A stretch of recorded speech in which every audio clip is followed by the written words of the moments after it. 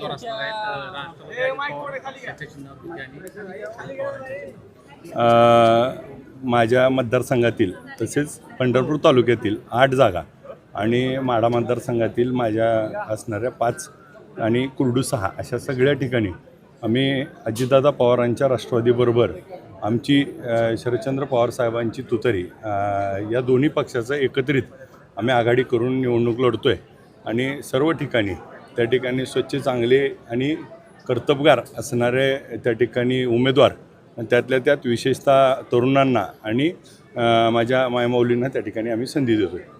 तुतारीवर किती असते सगळेच घड्याळ नाही, आपण मिक्स मॅचअप केलं आहे. काही ठिकाणी वर घड्याळ असेल तर खाली तुतारी वर असेल तर घड्याळ, त्या ॲडजस्टमेंटनुसार आम्ही त्या ठिकाणी एक संघ आल्यानंतर काही राष्ट्रवादीचे नेते ते आता राष्ट्रवादीची साथ सोडत आहे, कमळ हाती घेत आहे, काय त्यांना भीती वगैरे जाणवली काय? संपर्क झालाय त्यांच्याशी? भीतीपेक्षा त्यांना आता डबल बारी आली, कारण सगळे पक्ष फिरून आता डबल एक रिपीट राऊंड चालू आहे.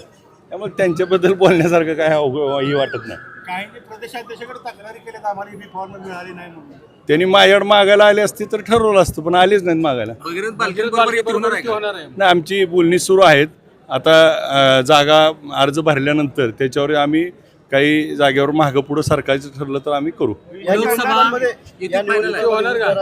मोठ्या प्रमाणात पुढे येणार हो.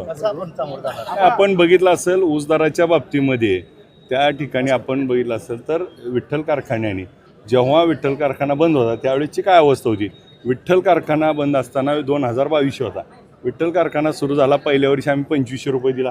त्याच्या पुढच्या वर्षी आम्ही काही कारखान्यांनी 2500 जाहीर केला.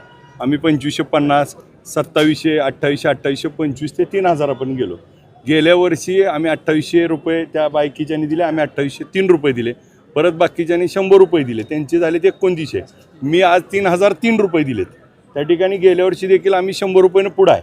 आत्ता देखील आपण बघितलं असेल काही कारखान्याने 2800 चालू केला, कुणी 2850 केला, कुणी 2855 केला, आम्ही 2875 केला. आणि मग शेतकरी संघटनेच्या मागणीवर आम्ही 3001 रुपये गेलो. आणि कारखाना त्या ठिकाणी चालवत असताना विठ्ठल कारखाना चालू झाल्यामुळे दराची स्पर्धा सुरू झाली.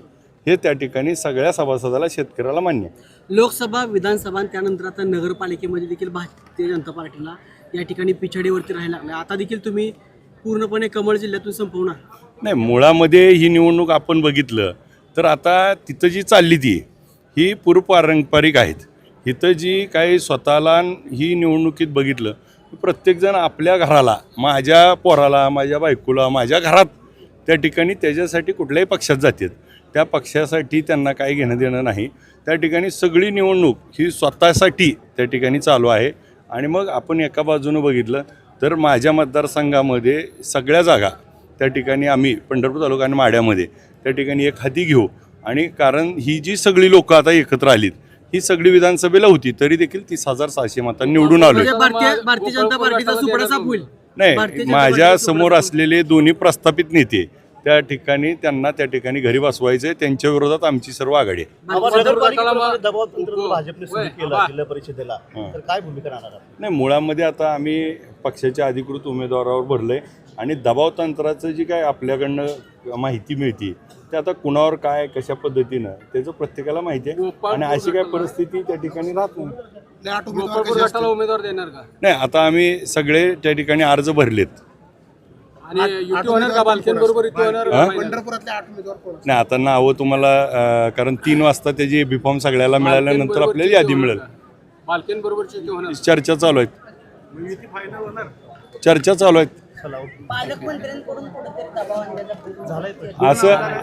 असं तुम्हाला कोणी सांगितलंय त्याची जरा मला माहिती द्या. नाही, त्यांना कोणीतरी चुकीची माहिती दिली होती त्यामुळे मी त्यांना देखील सांगितलं. तसं काय नाही, कारण मोठ्या एवढ्या निवडणुकीमध्ये एवढे मोठे नेते एवढ्या खालच्या लेवलवर येत नसतात. ते कारण नसताना त्या ठिकाणी वातावरण तयार करून स्वतःला काहीतरी हे करण्याचा प्रयत्न काही लोक करतायत, परंतु तो गैरसमज आहे. नगरपालिकेला तुम्ही ऐन टायमाला माघार घेतली, तो दबावच होता बोललं जातं, मग ती खोटे होते. सगळ्यात महत्त्वाचं बघा, आम्ही त्यावेळेस युती करत होतो, आघाडी आमची त्यांची चालली होती. आणि मग एकत्र लढायचं ठरल्यानंतर मग काही वाटाघाटी चर्चा झाल्या नाहीत. म्हणून त्या ठिकाणी आम्ही विचार केला की ह्याचा फायदा दुसऱ्याला होऊ नये. मग आज माझ्यासोबत आलेल्या काही उमेदवाराला त्या ठिकाणी थांबणं शक्य नव्हतं, म्हणून त्यांच्यासाठी मला ती काही उमेदवारासाठी लढावं लागलं. आणि मी जर त्या ठिकाणी पूर्ण यांची आघाडी ही केली असती तर काय रिझल्ट आला असता तुम्हाला माहिती आहे. विधानसभेला घड्याळाला विरोध होता, आता घड्याळ हातात आहे. नाही, विधानसभेला जर बघितलं असेल तर वेगवेगळ्या पक्षावर वेगवेगळे लढले होते.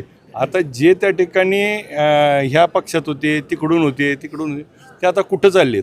ह्याच्यात बघा, पक्ष माझ्या दृष्टीनं हे एक पार्टी म्हणजे विठ्ठल सहकारी साखर कारखान्याच्या रिलेटेड पार्टी आणि त्याच्या विरुद्धची पार्टी ही त्या ठिकाणी या पंढरपूर तालुक्यामध्ये आत्तापर्यंत चालत आलं आहे. आणि मग प्रस्थापित 40 वर्षाची त्या ठिकाणी सत्ता जर बाजूला काढायची असेल तर त्या ठिकाणी एकसंघ काही दिवसापूर्वी आपण जी नारा देतो तो विठ्ठल परिवार एक आला पाहिजे का, तर त्या स्वतः स्वार्थ होता. आता काय माहिती आहे का, सगळं सोडून नको त्याकडे नको तर जात असतील आणि ज्याच्यासाठी आयुष्यभर लढली त्यांच्या जर वळचणीला जाऊन बसत असतील तर यांचा विचार कसला. मग ज्या लोकांनी शरदचंद्र पवार साहेबाचा पुरोगामी विचार त्या ठिकाणी जपला होता, मग यांची काय पायमळणी केली जाते आहे का. आणि मग मला जिल्हा परिषद सदस्य झालं पाहिजे, मला काहीतरी मिळालं पाहिजे, ह्याच्यासाठी त्या ठिकाणी सगळ्या ॲडजस्टमेंट करतात. माड्यामध्ये शिंदे बंधू सगळे एकत्र आले तुमच्या विरोधात. म्हणजे पहिलेच एकत्र होते ना. संजय मामा देखील आता तुमचे घड्याळ जरी असलं तरी ते रश्मी बागल बरोबर नाही, म्हणजे ह्याचा अर्थच तो आहे ना, म्हणजे कोण कुठं आहे, कुठल्या पक्षात आहे ह्याच्यापेक्षा पारंपरिक लढाई आहे. त्या माझी शिंदेविरुद्ध लढाई आहे, तिथले प्रस्थापित आहेत, हिथं जे प्रस्थापित आहेत त्यांच्यावरच आमची लढाई. प्रस्थापित नेते तुमची कोंडी करून पाहतात, तुमचे उमेदवार फोडायचा प्रयत्न काही करायला लागले नाही, हे सगळं करून बघितलंय. आता अनुभव भरपूर आला आहे, त्यामुळे सगळ्याला सबस्टिट्यूट अर्ज भरून ठेवलेत, त्यामुळे त्यांचीच कोंडी करू आम्ही. ओके, धन्यवाद.